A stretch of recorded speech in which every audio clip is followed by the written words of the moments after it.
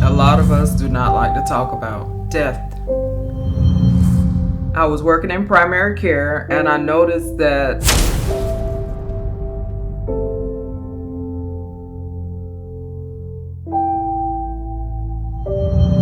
Dr. Amy here. So let's have a conversation. So today's conversation is a topic that a lot of us do not like to talk about. Death. We don't like to talk about death. I talk about death every day. As I said previously, I am a nurse practitioner. I do home visits. 90% of my patients have chronic health conditions. So it's a conversation that I have literally every day. So let's discuss death mainly on a medical standpoint.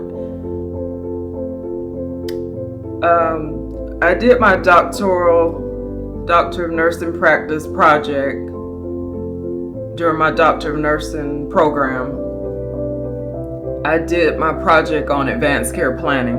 I was working in primary care and I noticed that most of the patients, when we did the annual wellness visit, we asked, do you have a living will? Do you have a healthcare surrogate? Most of those patients, they either said they didn't or they had it, but we didn't have it in their file or their chart. So the aim of the project was to help improve these conversations about end of life, to make sure the patients were provided with the resources, the documents, advanced directives, which includes living will, healthcare surrogate, organ donor. So during the project, I was able to assess, have the conversation with my patients.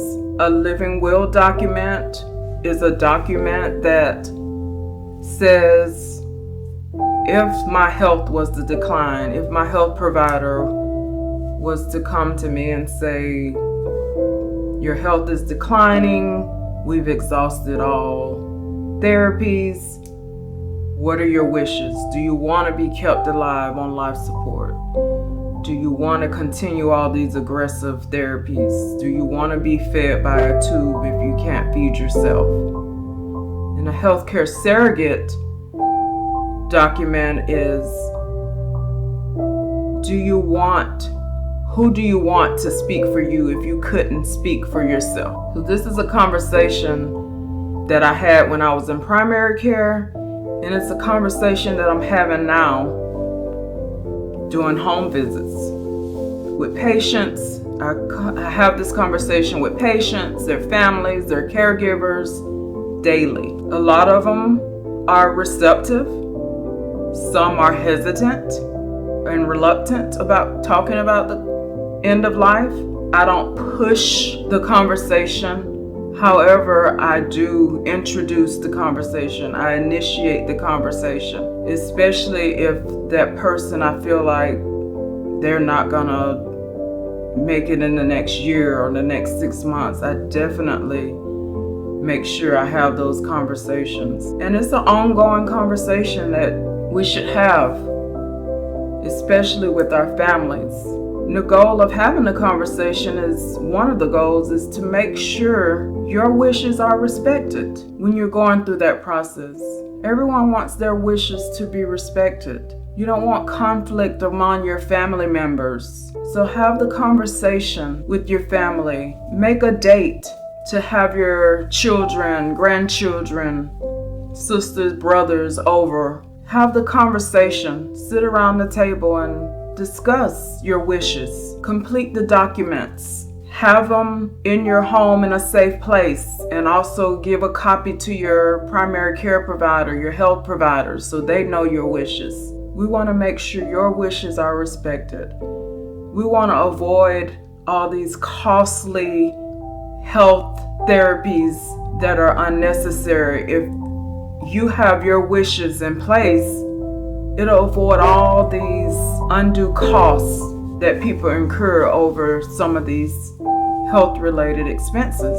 Because that can be depressing, knowing that, okay, I had all this done and I really didn't want it, and now I got to pay for all this and I didn't even want all this. So have the conversation. It's a resource site online that when I was doing my project, I would provide to my patients. It's called the Conversation Project website. And it is a website that has videos, and it shows you how to have the conversation with your family, how to initiate the conversation, what to talk about to help the conversation go with ease. I encourage you to look at the website. It's called the Conversation Project. Look at it alone and navigate through it.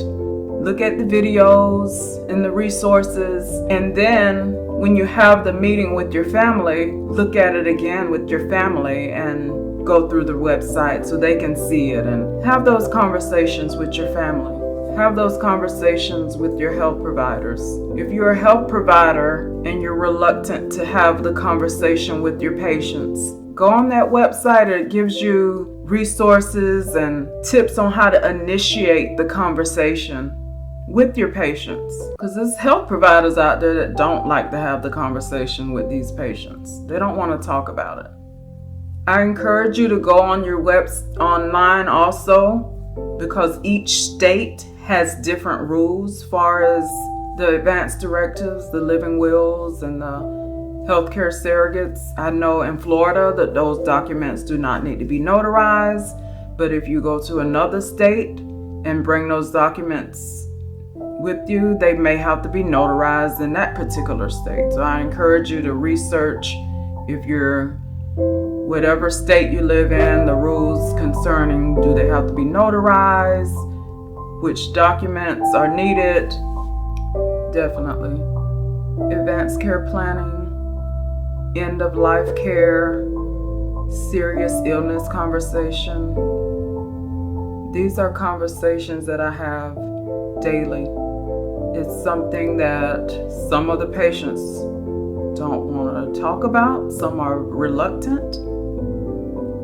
Some family members, caregivers are reluctant.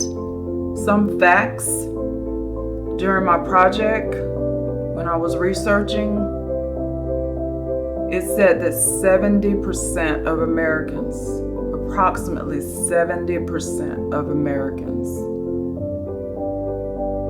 do not have their wishes written out or completed. They do not have their advanced directives.